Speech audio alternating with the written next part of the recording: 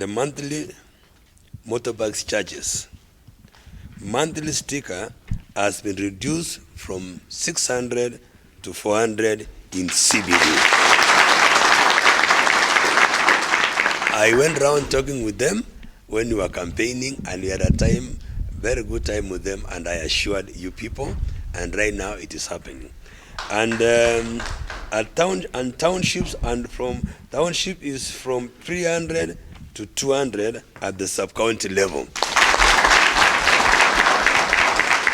The impounding charges reduced from 9,000 to 1,100 Kenya shillings. And then the storage for impounded motorbikes from 1,000 per hour to 1,000 per day. That is the border. To matatu operators, I also had a time with them, and this is what I pledged, that impounded vehicles, we've been charging 26,100, we are reducing it to 5,000 Kenya shillings.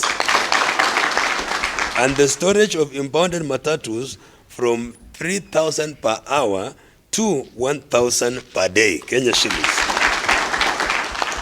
We have had also obstruction always in this town, and we have said obstruction fee from 8,000 Kenya shillings down to 5,000 Kenya shillings. Tuk-tuk is another one.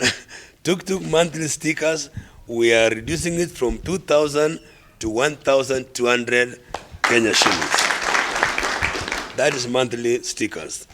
The taxis, I had a time to the taxis, to talk to taxis during the campaigns, and this is what I promised them, that I will reduce from 2,500, actually 2,600 to 2,200.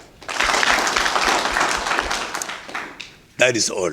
Taxes hivi najua kwamba county watasukuma sana malipo, yani wata make sure payment is done 100%. So ninawaambia wenzangu, wanabodaboda wenzangu kwamba tuweze kuwa ange sasa kwa wakati wa kulipa. Tulipe ili tuweze pia coming next year tunapo request tena watupunguzie, wataona kwamba tumeweza kulipa kwa